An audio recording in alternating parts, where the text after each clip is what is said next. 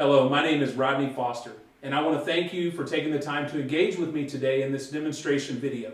Now, as I begin this video, I just want to open with a passage of scripture from Ecclesiastes chapter 3, verse 1 and 2. And this is what it says. It says, "There is a time for everything, and a season for every activity under the heavens. There's a time to be born, and there's a time to die." Now, although death may be an uncomfortable topic, it is a relevant topic, as we all know. But also, so is learning how to honor the death of a loved one and to honor their life. And so the purpose of this video today is to help you to do just that. Today we're going to learn how to craft and create a eulogy message that we can deliver at a funeral service to honor the life of someone that we love. Now, although death is not an easy subject to discuss, it is a daily reality. As a matter of fact, according to the United States Census Bureau data from 2019, one death happens every 12 seconds in the United States. And so, as we know, death is a large part of life. And although it is unfortunate, I would say that you probably know someone that has passed away. Maybe someone in your family even recently has passed away. More importantly, you may very well be called upon to deliver a eulogy message to honor the life of a loved one, especially since you're actually engaging in this communication class. And so this video is to help you to prepare for such an honor. Now, as I begin this presentation, I want to tell you why it's important to me to learn how to do that and to share that with you. My family and I have been through a substantial amount of death. I lost my grandparents, my father, my stepfather, an uncle. I've lost 4 brothers, unfortunately 2 to suicide, and I lost 1 brother last year.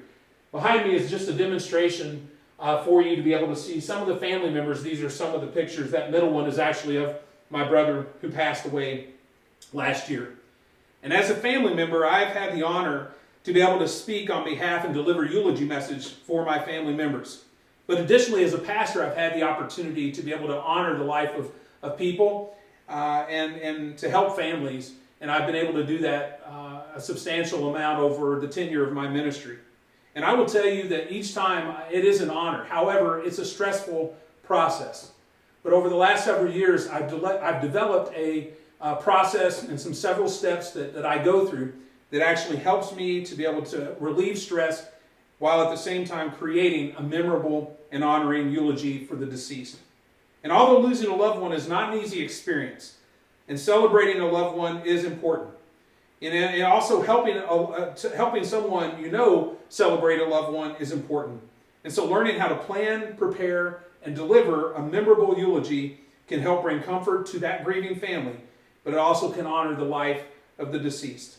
And so now you understand the goal and the purpose of this topic. I want to walk with you the steps today of how to create a memorable eulogy message with the steps of planning, preparing, and delivering that eulogy message. First, let's begin with step number 1, and that is planning the eulogy message. Now, as we begin to plan the message, it just simply begins with gathering information about the deceased. This information, of course, can be gathered from the person you know, but also it can be gathered from the funeral home. I simply just use my phone, and I make a phone call, and I call the funeral home, and I gather certain bits of information. And so I will share with you what that information is and what you would need to gather. The first thing you will need is the name of the deceased. The second, you'll need the date of birth and the date of death. You also will need the date and time of the funeral service. That's very important. And so once you have the deceased information, it's also important to gather information about the family. This information, once again, can be obtained from the funeral home. You'll need the next of kin, their contact name, their phone number so you can give them a call, and the relation to the deceased. It just helps you to be relational so you know who you're talking to. You should also print out something else, and that is an obituary. Just as a demonstration, I printed an obituary. This happens to be my brother's obituary. And I take that with me, and I also familiarize myself with that, so I also know who the other family members would be that I may need to talk to. And so that's a part of the planning. And so now you understand step number 1, planning the eulogy message. Let's move to step number 2 of preparing the eulogy message. Now, I will tell you this is probably the most intensive, time-consuming, and important part of this process. This actually allows the family to gather with you to be able to voice their love and their memories and all of their past experiences with their loved one. This step also allows the family members to talk about their grief. According to Kate Woodthorpe, in the article entitled Family and Funerals, Taking a Relational Perspective, published in the article Health and Psychology and Medical Journal, she says that it also provides the emotional help and support the family needs for the funeral service. And so we gather this information and then we begin to meet with the immediate family. And I would suggest, as a demonstration, I did this video in a living room. I would suggest going to their home and meeting with them. This allows a comfortable place. And then, in order to be able to help the family move through their memories and move through the process, I asked 6 questions. Here are the questions that you should ask. Number 1, ask them to tell you about their relationship with their loved one and what they meant to them.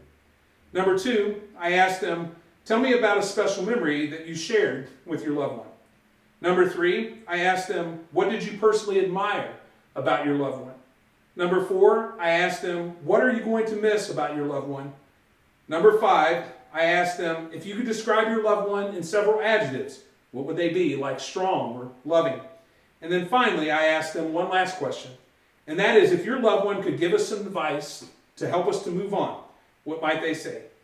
And once each family member has had an opportunity to share their answers, I simply write all of that information down as I'm talking to them in just a notebook. You can do it any way you want, but a notebook, you can write and transcribe that information. And then finally it becomes time to leave and write the eulogy message. And you'll use the answers from all of those questions from each family member to craft this eulogy message. I would encourage you also to type out a full transcript so you can read it and stay on track during the actual funeral service. So now that we've discussed planning and preparing, let's look at the final step, which is delivering the eulogy message. And so in order to help you to understand what a delivery may look like, I've actually brought with me a small presentation from a recent eulogy funeral service that I did, a eulogy message. And this is how I presented it. This is for a person by the name of Anel. I will not use the last name. Now, over the last few days, I had the honor to speak with some of Anel's family. And so I'd like to share what was said in honor of Anel today, beginning with Debbie, Anel's sister. I talked with Debbie, and here's what she said. Anel was a person that was a wonderful pianist. She was a wonderful person. She was just an amazing musician, and she always made you feel good about yourself. Debbie continued and said Anel also had a wonderful laugh, like bells in a garden. She was contagious in her laughter, and I can hear her still laughing today. I asked what she personally admired. I asked Debbie what she personally admired about Anel. Debbie said I admired her strength. Even though she had a tough time, I admired how resilient she was. And Debbie said, I'm going to miss her. I'm going to miss having her here. And Debbie told me other things as well, but in closing, she described Anel as strong, opinionated, a wonderful musician, fun, and resilient. I also asked one last question. I said, what do you think Anel would say? What advice would she give if she could stand one more time? She said, I think she'd say, stick with life, push through the hard times, and keep on persevering. Now that is just an example of how to present a eulogy message based on the questions that I asked.